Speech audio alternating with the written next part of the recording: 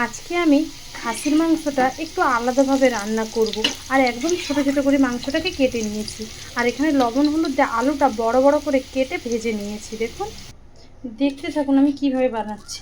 প্রথমে একবারে গোটা জিরে দিয়ে দিলাম, তারপর হচ্ছে শুকনো লঙ্কা দিয়ে দিলাম, কাঁচা লঙ্কাও দিয়ে দিলাম, এবার হচ্ছে রসুনের কোয়া দিয়ে দিলাম, আদা কুচি, পেঁয়াজ, টমেটো, সব এগুলো খুব ভালোভাবে একটু আমি ভেজে নেব। এটা আবার বেশি লাল করে ভাজবো না, হালকা কিছুক্ষণ কিন্তু খুব ভালোভাবে সব ভেজে নেব। এবার এখানে কটা ধনে পাতাও দিয়ে দিলাম। এবার ধনে পাতা না থাকলে এগুলো দিয়ে শুধু ভাজবেন, ভালো করে এটা ভেজে নিই। এবার এই মাটনের মধ্যে আমি এখানে কিন্তু চর্বিটা নেইনি। আপনারা যারা চর্বি নিতে চান চর্বি কিন্তু পরে ব্যবহার করবেন। এবার লবণ, হলুদ আর সরষের তেল একটু দিয়ে দেব, খেতে কিন্তু দুর্দান্ত লাগে। এবার এখানে একটু সরষের তেল দিই, এটাকে আবার ভালো করে একটু মাখিয়ে নেব। দেখুন এইটা ঠিক এইরকম ভাজা হয়ে যাবে। এবার এটা হালকা ঠান্ডা করে আমি মিক্সিতে পেস্ট করে নেব। জল দেওয়ার দরকার নেই, এমনি বাটা হয়ে যাবে। আর যদি দেখুন জল লাগে খুব অল্প দিবে। দেখুন মশলাটা নামিয়ে হালকা ঠান্ডা করে নিয়েছি, এবার পেস্ট করে নেব। এদিকে কড়াতে একটু সরষের তেল নিয়ে নিয়েছি, তাতে গোটা গরম মশলা, এলাচ, লবঙ্গ আর দারুচিনির টুকরো দিয়ে দিলাম। এটা যখন খুব ভালোভাবে ভাজা হবে এবার মাটনের টুকরাগুলো এখানে দিয়ে দেবো। এখানে তেজপাতা দিতে মন নেই, গোটা গরম মশলার সাথে আপনারা গোটা জিরে, তেজপাতা, শুকনো লঙ্কাও দিতে পারেন। দিয়ে মটনটা এবার খুব ভালোভাবে কিন্তু ভেজে নেব।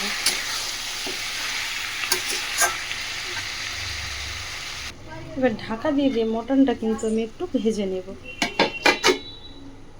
দেখুন একটুও জল লাগে না, মশলাটা খুব সুন্দরভাবে পেস্ট হয়ে গেছে। এবার আমি ঢাকাটা খুলে নিচ্ছি।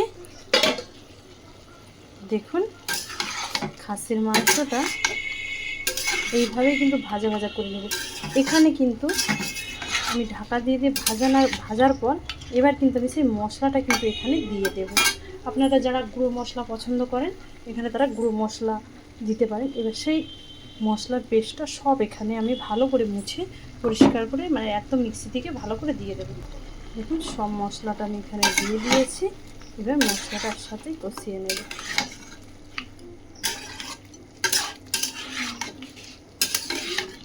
ভালো করে এটা কষাতে থাকবো। এবার মশলাটা দিয়ে ভালো করে ঢাকা দিয়ে দিয়ে কিন্তু কষাবো, বানিয়ে দেখবেন খেতে ভালো লাগে ভীষণ। আর এইরকম আপনারা চিকেনও রাখতে পারেন। দিয়ে এইটা কিন্তু আমি আবার ঢেকে দেব।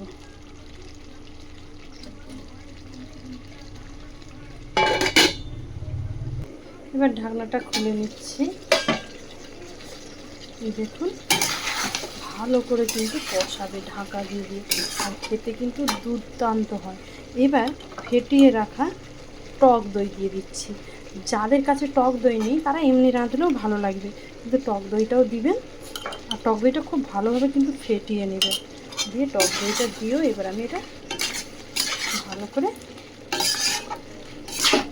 টক দইটা একটু বুঝে শুনে দেবেন, কারণ বেশি টক হলে কিন্তু কম পরিমাণে দেবেন, যেহেতু টমেটোটাও পেস্ট করে দেওয়া আছে, তাহলে বুঝে শুনে দেবেন। লবণটা একটু আপনারা বুঝে শুনে দিবেন, কারণ লবণটা আমার আগে থেকে দেওয়া আছে, আপনারা আন্দাজ মতো আপনাদের দিয়ে দিবেন। দেখুন ভালো করে কিন্তু দইটা দিয়েও ভালো করে ফেটিয়ে নিয়েছি। আবার ঢাকা দিয়ে দিয়ে কিন্তু কষাবো।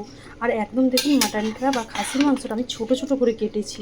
যত ছোটো ছোটো করে কাটবেন মশলাটা ভেতরে ঢুকবে আর খেতে হয় দুর্দান্ত।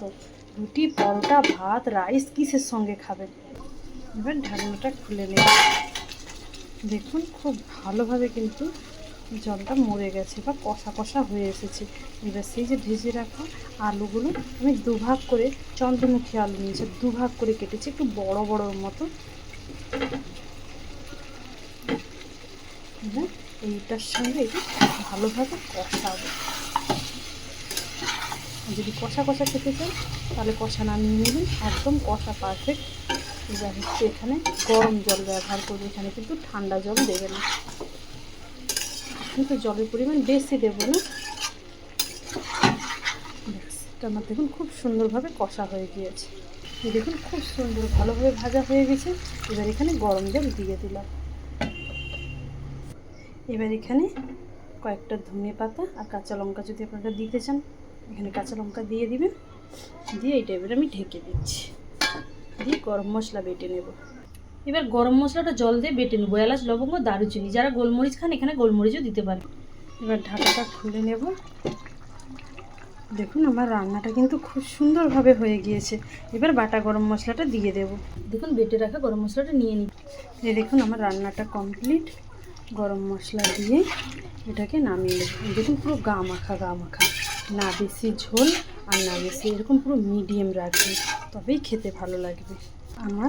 আমার রান্নাটা কমপ্লিট। এরকম কড়াতেই আমি ঢেকে রেখে দেবো। আপনারা সবাই ভালো থাকবেন, সুস্থ থাকবেন। নমস্কার।